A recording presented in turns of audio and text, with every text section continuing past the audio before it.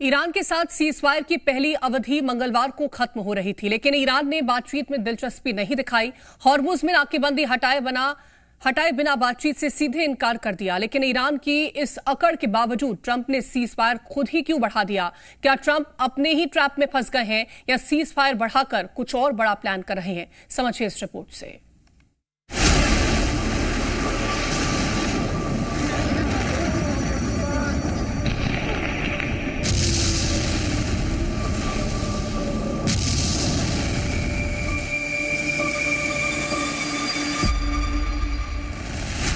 अमेरिकी राष्ट्रपति Donald Trump ने सीज फायर क्यों बढ़ाया? जब ईरान के सुप्रीम लीडर मुस्तफा खामनेई या बातचीत में शामिल किसी प्रतिनिधि की तरफ से कोई अनुरोध ही नहीं आया।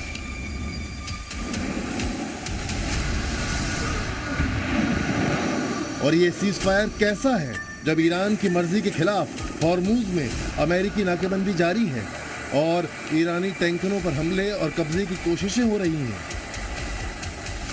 अमेरिका की तरफ से जारी किए गए इस वीडियो में साफ दिख रहा है यूएस नेवी हिंद महासागर में ईरानी तेल टैंकर पर कब्जा कर रही है। ये वीडियो सीज फायर बढ़ाने से कुछ घंटे पहले का है, यानी बातचीत के लिए ईरान को इस्लामाबाद आने के लिए मनाने की कोशिशों के बीच। तो क्या सीज फायर की भी अपनी कोई परिभाषा गढ़ ली है ट्रंप ने? सीज फायर बढ़ाओ और इस बड़े वक्त में बड़े हमले की तैयारी करो। ट्रंप की इस नीति की सुगबुगाहट पहले से ही वॉर एक्सपर्ट्स के बीच है, लेकिन इस बार ट्रंप ने सीज फायर का नया और अनूठा बहाना दिया है। ट्रंप ने कहा, ऐसा करने के लिए आसिम मुनीर ने कहा था। सवाल, मुनीर को इतना मानते हैं तो हॉर्मुज की नाकेबंदी क्यों नहीं हटाई? मुनीर ने कहा था, जब तक नाकेबंदी नहीं हटेगी ईरान बात नहीं करेगा। सवाल, सीज फायर की अवधि बढ़ाई तो इसकी मियाद क्यों नहीं बढ़ाई? सीज फायर के बीच सेना को हर स्थिति में तैयार रहने के लिए क्यों कहा? ट्रंप के सीज फायर से जुड़े इन सवालों पर ईरानी लीडरशिप के बीच मंथन चल रहा है। आखिर ट्रंप के मन में क्या है?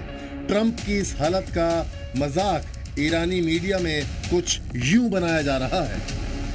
इस वीडियो में जिस तरह ट्रंप पर हमला किया गया है वो बता रहा है कि युद्ध या शांति, दोनों में से किसी एक को चुन लो, क्योंकि शांति के लिए सबसे पहले जरूरी होता है तनाव कम करना।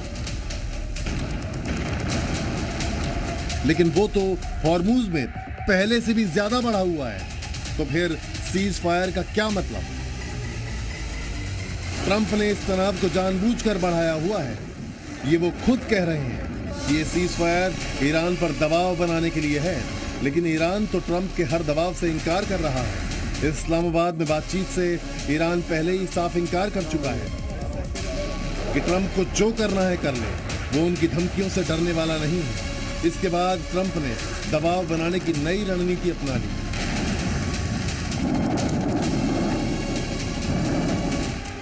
एक तरह से हमने ईरान में सत्ता बदल दी है। ईरान के अंदर इस वक्त नेतृत्व और सरकार में एकजुटता नहीं है, इसीलिए अमेरिकी शर्तों पर नया मसौदा तैयार करने में समय लग सकता है। इसलिए सीज फायर तब तक बढ़ा दी है जब तक ईरान अपनी तरफ से कोई ठोस और एकजुट प्रस्ताव नहीं देता है। ट्रंप के इसी स्टेटमेंट पर ईरान की तरफ से कुछ ऐसी प्रतिक्रिया आई है जैसे खलीफा ने तमाचा मारते हुए पूछा, ऐसा सीज फायर करने वाले तुम हो कौन? हम तो युद्ध के लिए तैयार हैं।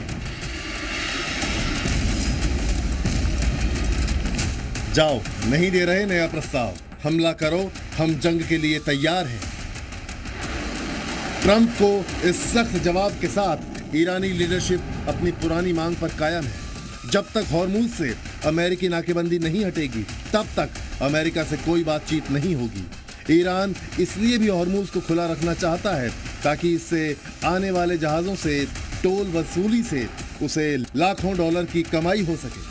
लेकिन ट्रंप की नाकेबंदी ने न सिर्फ ईरान की कमाई ब्लॉक कर दी है, बल्कि पूरी दुनिया के सामने एक बड़ा तेल संकट खड़ा कर दिया है।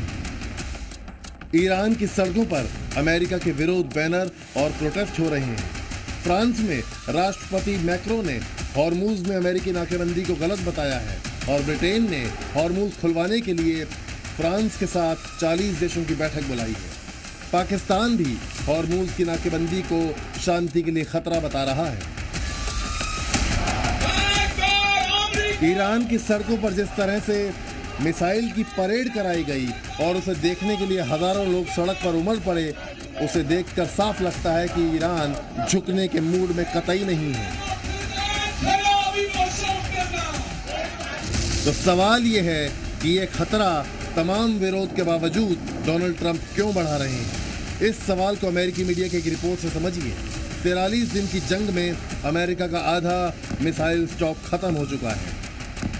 थर्ड सिस्टम आधे से ज्यादा नष्ट हो चुके हैं, यानी खाक में ईरान नहीं अमेरिकी सेना का भंडार हुआ है। तो क्या ट्रंप ने नए हमले की तैयारी के लिए अपनी तरफ से इस सीज फायर को बढ़ाया है? ब्यूरो रिपोर्ट, जी मीडिया।